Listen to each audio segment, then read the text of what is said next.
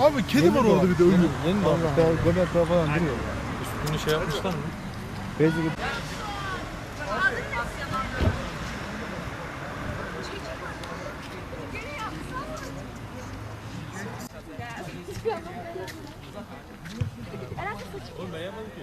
Sence çok zeki değil mi? Var mı?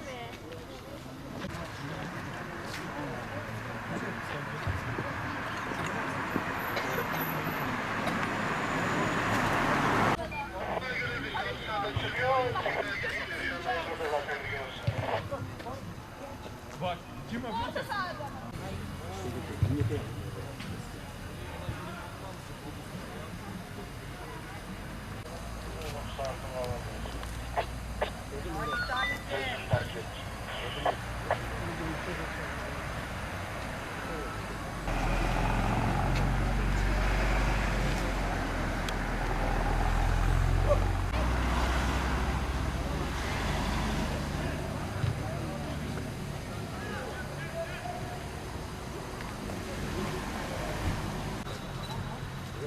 Değil mi abi?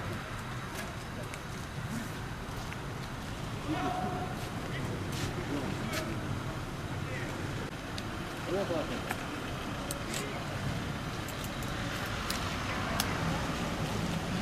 Ödeyin ödeyin.